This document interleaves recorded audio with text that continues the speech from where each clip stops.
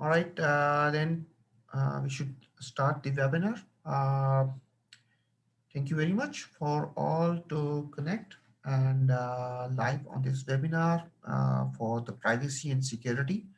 The basic theme of this webinar to get augment and get the information about the industry expert people about how you can prepare for your CCPA compliance in your organization and what is the methodology, what is the CCPA, what is the other compliance factors and laws, and the possible implementation of the CCPA specifically. And we will be discussing with different things. So thank you very much for joining me in this webinar.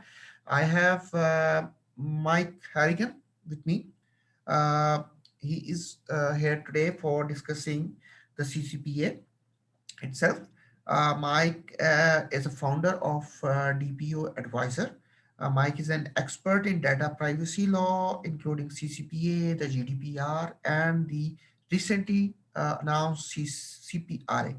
Mike's experience with these laws stretches back to their inceptions and is here with us today to talk about CCPA compliance. So, Mike, thank you very much for joining us today. So floor is yours now. And but before handing you over the floor, I would be starting with some of the introduction of our company, and then we will be handing over the session to you to start with the things. Okay.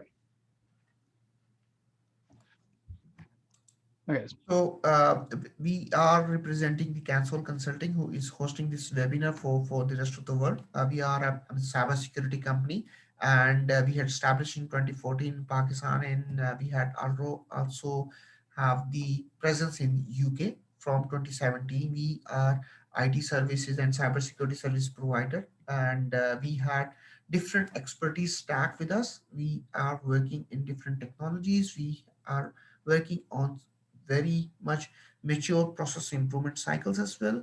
We have bundle of certifications with ourselves for our resources as well. We have very expert team which are OSCE, OSCP, CISA, CISM, sort of certified people. We are following very much of standards and compliance. The CCP is also mentioned over there. The current services we are offering right now is virtual CISO, managed security services, consulting, training, and resource outsourcing. So these are our 5 pillars in which we are working right now. And the quality is very much having importance for us, and we are very much quality focused, and we are offering quality services to our different clients. So this is our introduction, but to start with different next of these sessions, I would request Mike to start with the things. Mike, so here you go now. Yeah, you can kind of maybe just jump right to the agenda slide if you like. Yeah, cool. All right. Thanks for the introduction. And you can go, yep, right here. I think the agenda, sorry. Yep. Yeah. All right. Well, we'll start right here. So hello, everyone. So I got the mission today to take you through a little bit about CCPA, which first of all, I got to apologize for. I didn't write it. It can be a bit grim changing all the things that you've been doing over the years. Last time I spoke on CCPA, people often come up to me after wanting a little bit more detail about the regulation, in addition to want to understand some of the practical implications CCPA has on business. So today we're going to have 1 hour presentation, but we're going to pack it into 30 minutes and see if we can cover a few more of those key points for everybody. And if there's anything that's missed, I think there will be a recorded version of the webinar available after. On that backdrop, I'm going to kind of take you through this agenda real quick. So on today's agenda, we'll begin by kind of looking at the CCPA from more of a 30,000 foot view to get a little bit of a high profile look in. From there, we'll dive into some of the details and changes that the CCPA brings. Then we'll discuss some critical action steps that businesses must take to comply. And although not originally planned, I'm going to do a little bit of a light overview and breakdown of the new California Privacy Rights Act, or some call it the CCPA 2.0. So I think we have an ambitious agenda ahead, but let's give it a shot. So if you want to switch us over to the next slide. All right, so CCPA, kind of the snapshot, this high level. So the California Consumer Privacy Act, or CCPA as it's widely known, is the most sweeping consumer privacy law to take effect in the United States history. The CCPA took effect on January 1st of this year, and it imposes transparency and disclosure obligations on businesses either using, selling, or disclosing of consumers' personal information. The Act affords California consumers with greater control over personal information, and for businesses not affording consumers these newly afforded rights, the Act rains down some massive penalties and enforcement actions for businesses, whoever are found to be in violation or non-compliance with this Act. So that's kind of a little bit about the high level, but let's jump to the next slide and kind of talk about which businesses must in fact comply. So the CCPA applies to for-profit businesses that do business in California, and they got to meet one of the following three categories. The first category being if they have an annual gross revenue in excess of 25 million US dollars. Second category, if they annually buy, receive, or receive for a commercial purpose, sell, or share for a commercial purpose the personal information of 50,000 or more California consumers, households, or devices. And the final category is if they derive 50% or more of their annual revenues from selling California consumers' personal information. Now, the second category of these three is really the one that's likely to catch businesses, this 50,000 or more.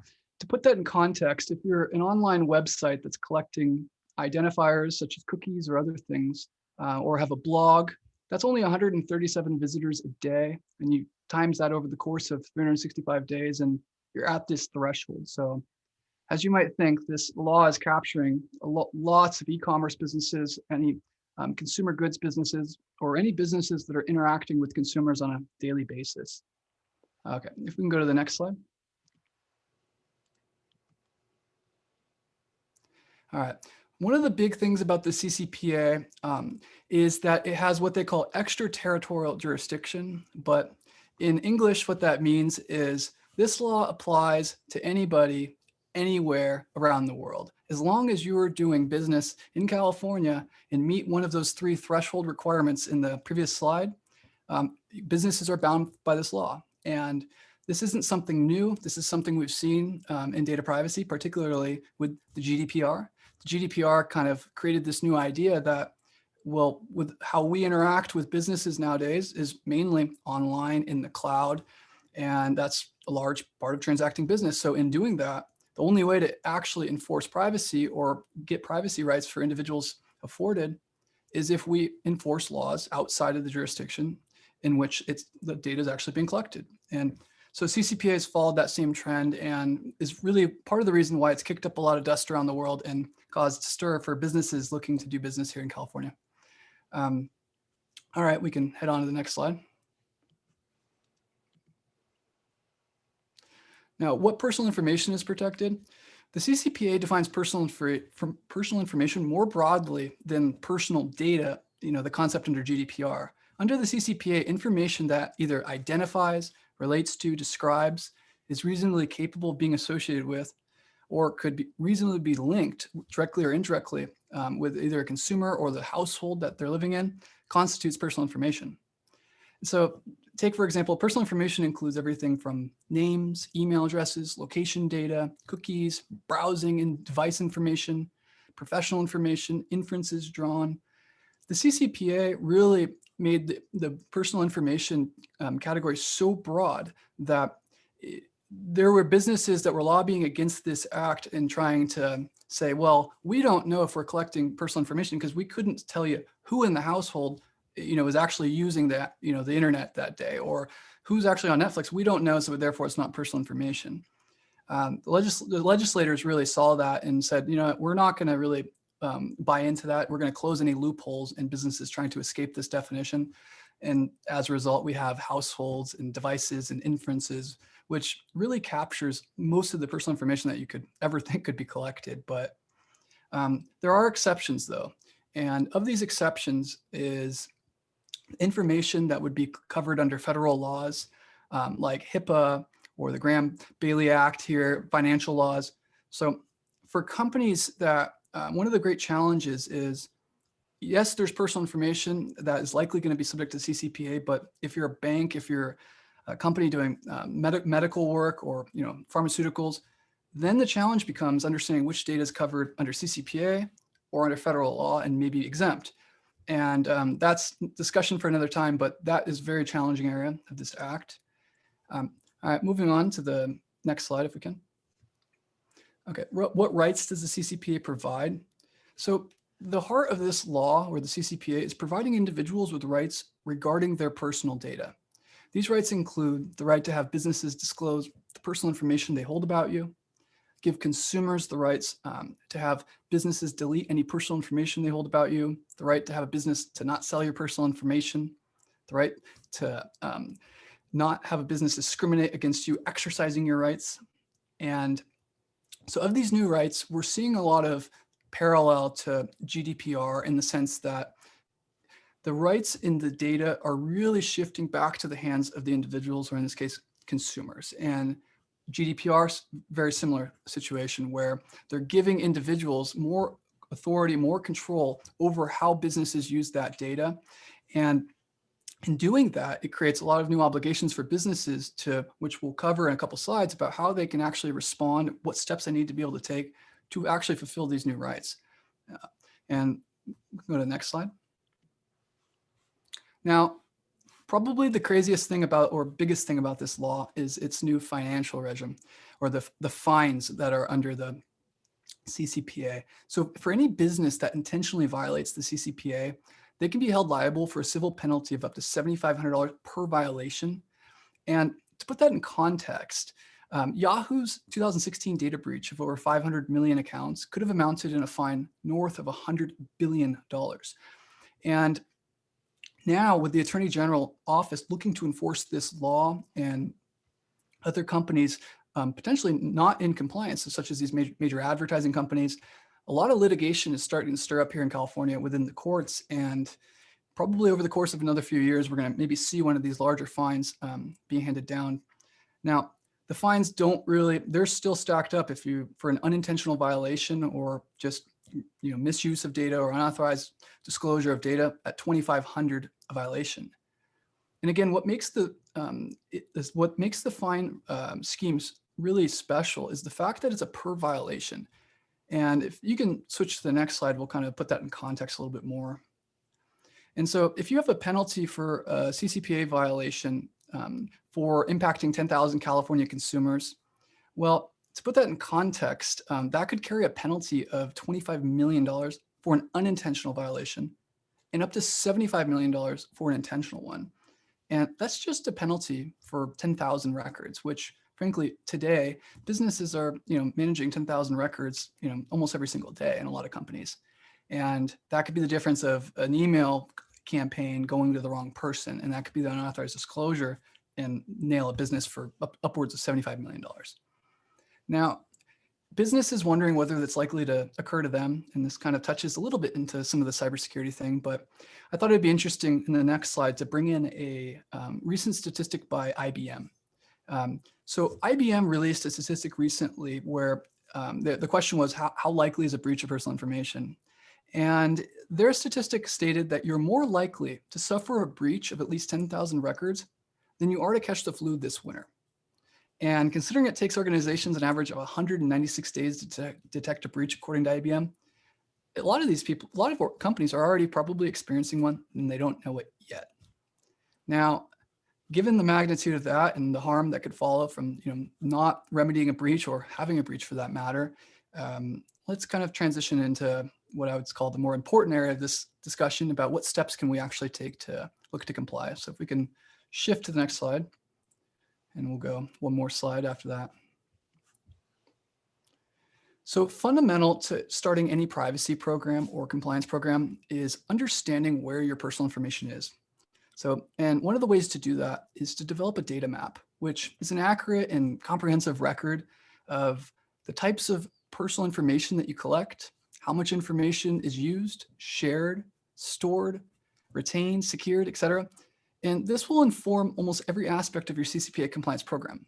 A data map is, although it's not an explicit statutory mandate, but you cannot prepare for CCPA without developing an accurate, comprehensive record of the types of personal information you collect, how it's used, shared, stored, retained, secured, etc. So Your data map will be the foundation for your privacy policies disclosure and responses to the consumer requests and adjustments to your agreements, etc.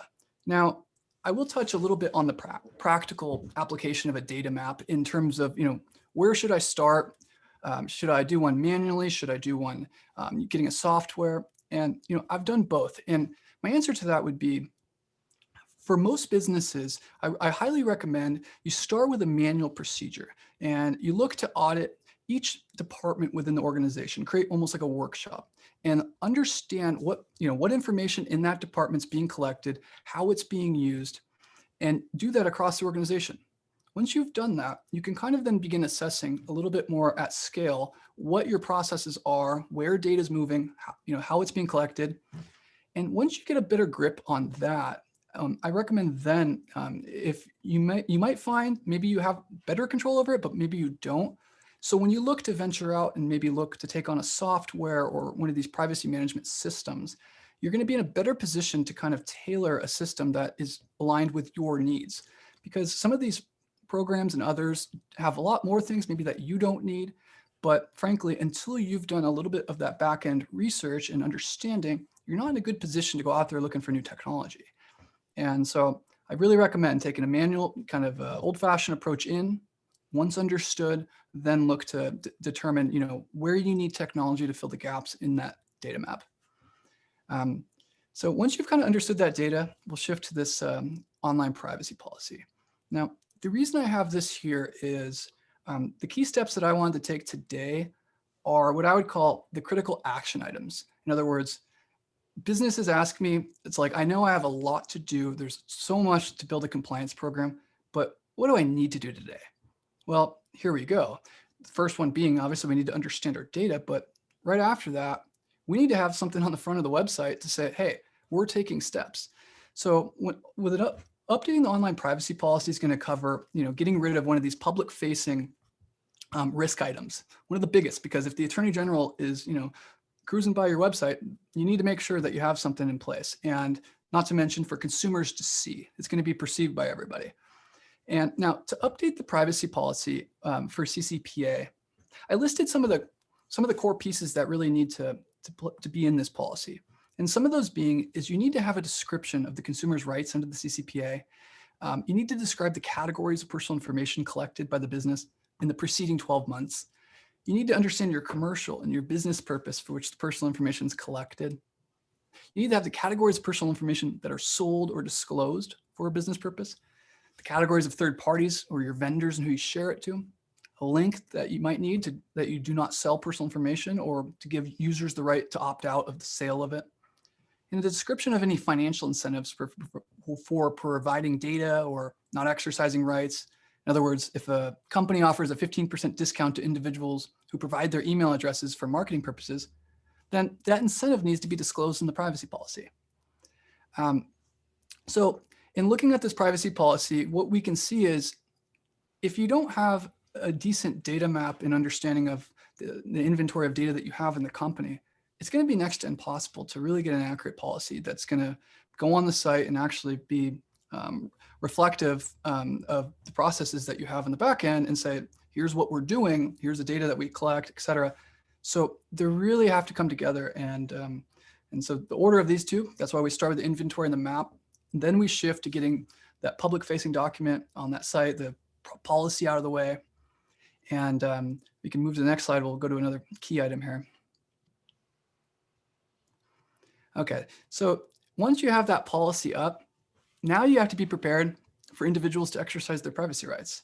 And what I put some common ways that you often see this happening is companies either put a manual form on the website where you can go type it in and submit a request to either delete your data, to access it.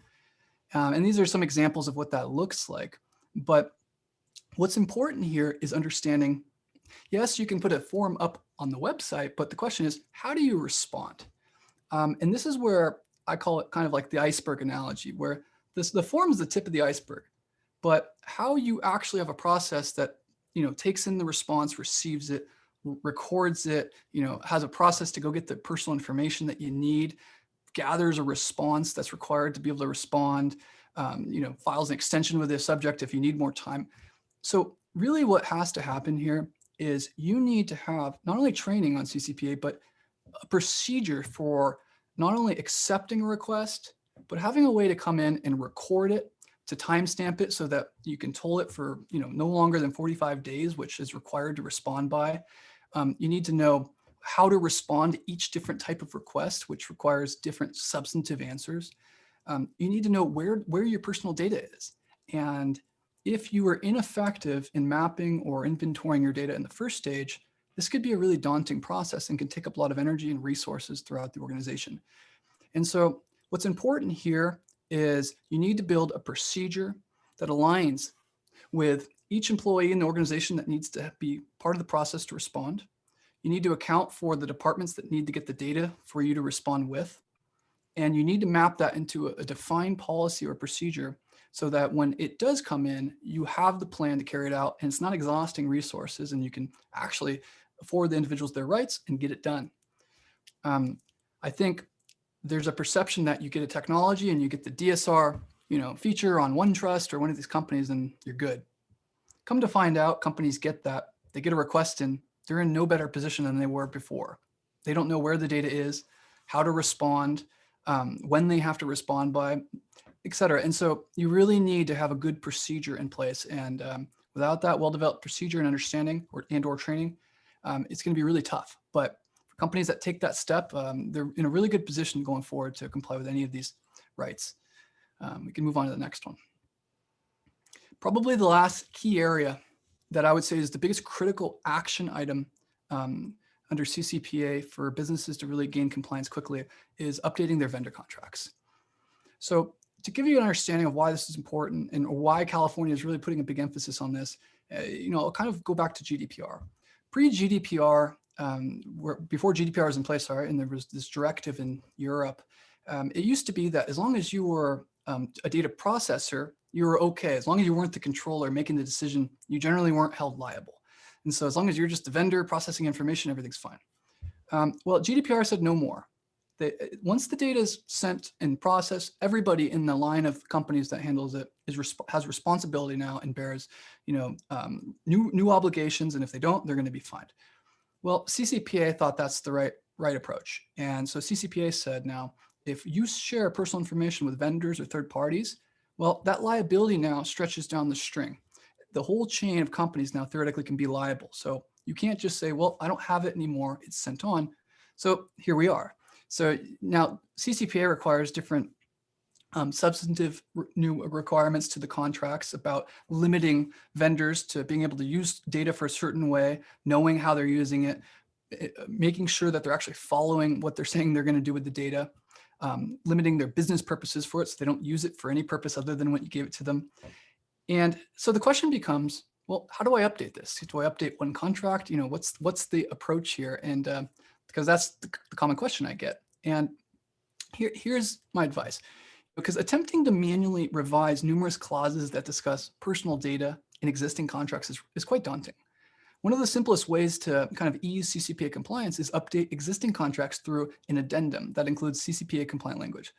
And so, if you're a company that's needing to update vendor contracts and you have contracts in place with your vendors, it's probably a better idea to create an attached addendum to supplement your existing contracts to really ensure you get the right language and that you can be able to send those out to a multitude of vendors and not have to go one by one and try to re-pick apart language in a legal contract that's already hard to begin with. So those are the main core items. Just to recap here is you need to understand with CCPA, you need to have an understanding of your data. You need to put a policy out front and on your website to get rid of any public facing threat from regulatory authorities. And you need to have a procedure to intake data for requests because you're likely to get potentially put on notice by individuals if they're unable to exercise their rights. And so if you can alleviate the website, the request, and the procedure to have requests, and then update your contracts with vendors, everything that's outside your organization, you've really done a good job at least eliminating your risks. And now you can dive in and further develop and mature your program.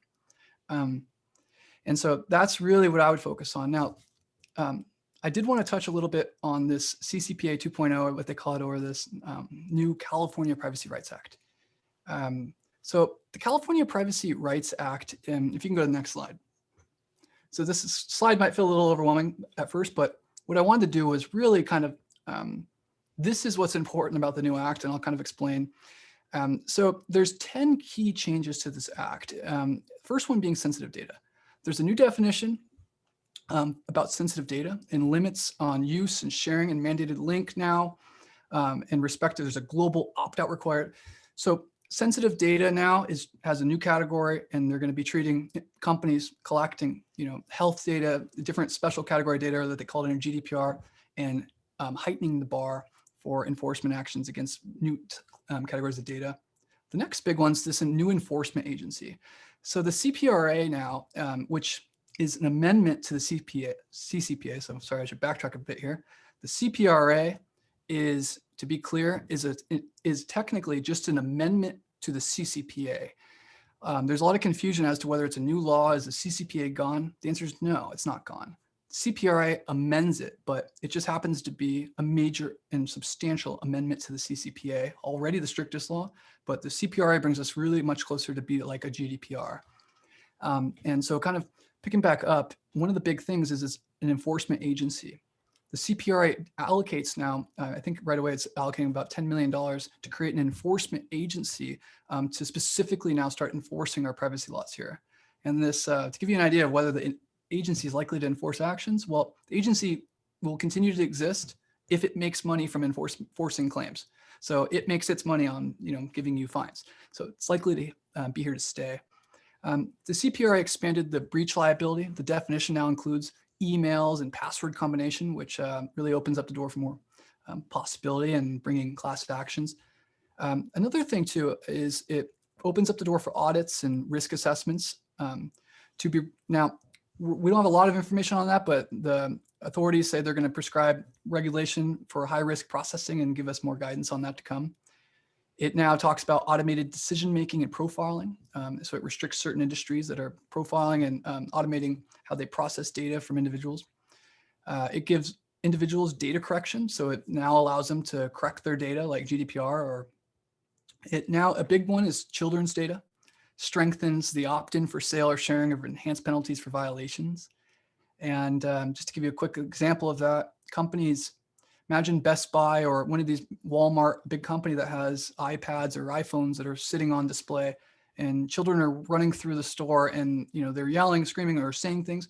Well, a lot of these new devices have recording features and have things that, like Siri, it functions if Siri's listening, then it's working. But that means that it's collecting, sometimes recording data that we don't know about. And if we have children around, we might not intentionally do it, but the law gets rid of the need for being intentional. So you have to be really careful about your devices and anything else, because if you collect it, you're in. It introduces data retention. So you can only keep data for as long as you need it for, is only to the maximum extent that you need it. It has a new thing on employee data. And so it expands this moratorium about, you do get a little bit more time to get ready for your employees' data. And then it enhances and brings a little bit more requirements for service providers. So to kind of, I think to sum this all together, CCPA is here, it's not going away. Companies still are going to need to comply. The CPRA builds on that and brings in even more GDPR-like rights. We're seeing an explosion of privacy laws all the way across the states. Federal legislation is probably likely to come. And companies, it's not a matter of if they need to comply, it's when. And it's good business to comply, because companies that understand their data, that understand how things are moving through their organization, are going to be able to make better decisions about that data, and also gain much more trust and transparency with their consumers and customers alike. And so I know there's a lot we could dive into there, but I just really wanted to make my way through this stuff and leave time to answer any questions. And I think you had a few questions. You want to ask those questions? You discuss a little bit on the CCPA still.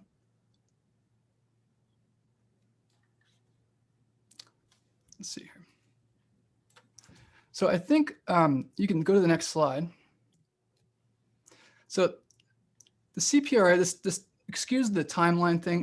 What's important here, there was a typo in the timeline, but is The important dates for CPRA is that it goes into effect and becomes operative on January 1st, 2023. But it'll apply to information collected by businesses dating back to January 1st, 2022. And so in enforcement actions, last important date, I forgot to put on here, is the CPRA amendments will not begin until July 1st, 2023. Or sorry, the enforcement won't begin until July 1st, 2023, but the act is going to be applying for data starting on January 22nd or January 2022 and becomes operative January 1st, 2023. And looking ahead, companies are going to need to begin taking steps today if they want to be able to actually comply by the date data becomes active under the act, which is in a year. And yeah, I think companies are now really forced to kind of abide by GDPR, and the legislative landscape for privacy is molding and being built around GDPR. California now is a living example of that, and it's spreading across our states.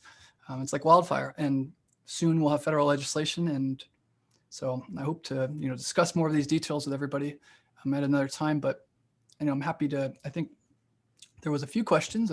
This is all I had for today, but happy to answer any questions if we get time for that. All right. Thank you very much, Mike, for a wonderful and informative session. And or if we have any questions from audience, we are happy to take these, and you can unmute your mic and put the question to Mike.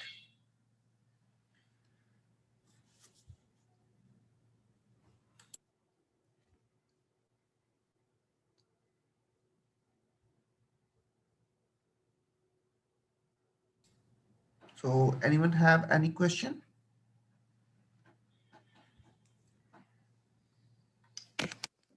Okay, then I have a couple of questions, Mike, to you. The first of all, I would like to know about the interconnect between privacy and cybersecurity.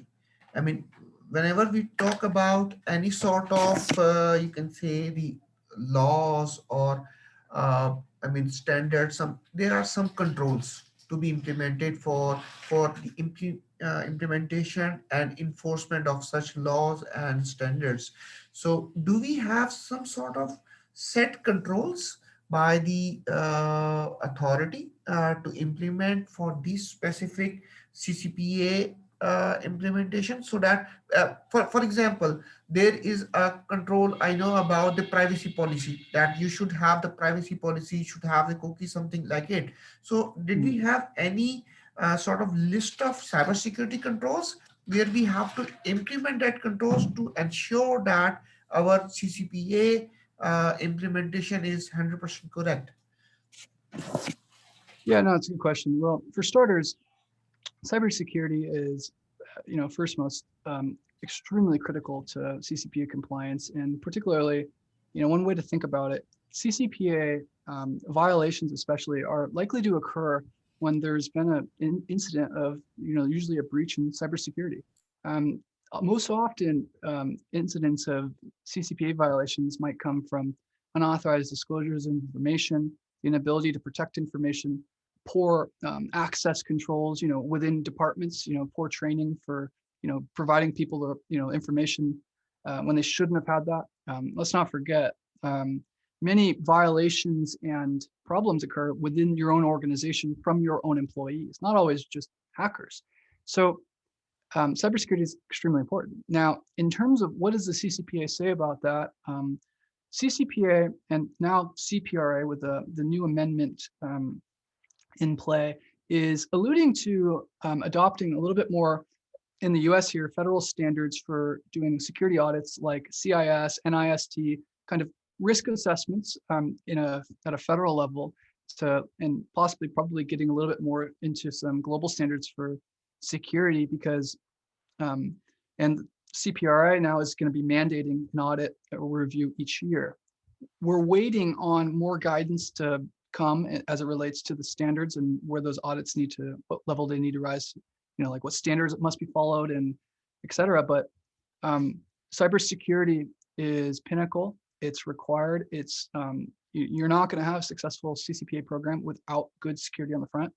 And um, I think good corporations that are building out a compliance program need to keep cybersecurity in mind and engage in sufficient risk assessments and standards to truly meet the requirements under CCPA. That is to protect data, to do the right things, or if it's GDPR, to understand how to anonymize data, how to protect it, and really put a shield up in front of the regulatory authority and protect the data. So the interconnectedness is quite strong. All right, good. Uh, I have another question regarding the implementation of CCPA. Now another terms comes up CCRA, but CPRA, but we are talking about the CCPA right now. Uh, I put up scenario with you, like for example, if a company is having multiple products, all right, and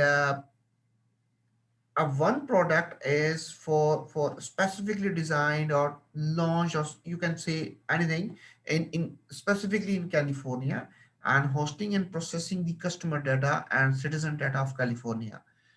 So that company needs, and that company is complying all of the prerequisite and qualifying criteria of CCPA. So that company has presence in different countries as well.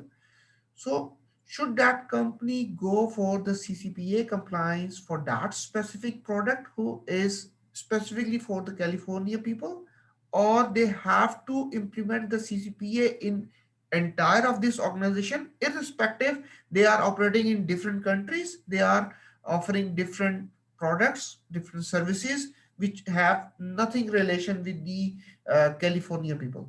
So this is also a big, thought point for the companies as well.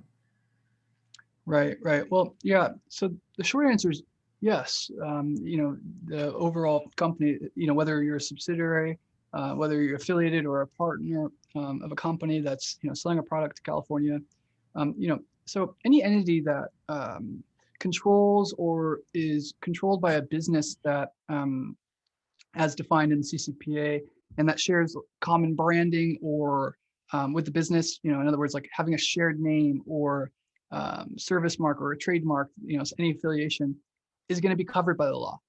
And companies do not need to be based, like I've stated earlier, or have any physical presence in California to be subject to CCPA. So this, as long as you have some sort of connection to a company or are controlled by, affiliated with, share brand, common branding with, the connection, the nexus will be there. That's going to require the entire entity to have to comply with CCPA. And that's the same as true as for GDPR. And the significance of that has to do with if a fine occurs. CCPA and like it's kind of a bigger brother GDPR, when they talk about fines and GDPR being, they talk about your total annual turnover, gross revenues, et cetera. They're talking about not the revenue of that subsidiary or that product. They're talking about the revenue of the entire entity, the subsidiary's parent company, everything combined. And they say, in GDPR, it could be up to 4% of your total annual turnover. It's not like it's your profits, it's 4% of everything from every company combined for that year. So the significance is high, and CCPA followed the same trajectory as it relates to enforcing against subsidiaries or partnerships or common branding. It's very hard to escape association by saying, well, we just are one product, we're just a piece. No, it's two. So the answer is yes.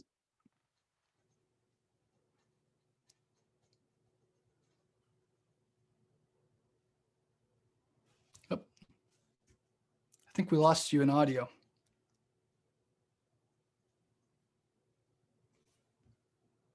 So I think you muted yourself.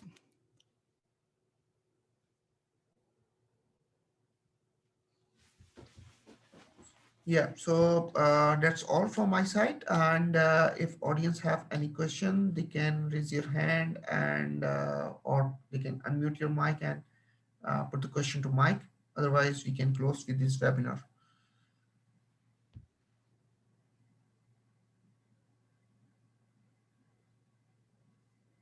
Right, Mike. I think that all the audience have got what you had delivered, so they don't have any question. But anyhow, the recording of this session would be available on our YouTube and Facebook channel, and you people can go back and listen to that webinar again. And if you do have any questions later on, you people can connect with Mike as well directly or myself, so that we can be able to answer your questions. So thank you very much all for joining in, and thank you very much, Michael, for being with us and delivering a very good webinar and session, and the insightful and information about the CCPA and the upcoming CPRA. And we will be having another session in next couple of weeks, so that we will be engaging more of you and get learn from you many things in future. Thank you very much Thank you. and have a nice weekend over there. Thank you very much all. Take care. Thank you. Bye. Thank you for having me. Bye. Bye. Bye.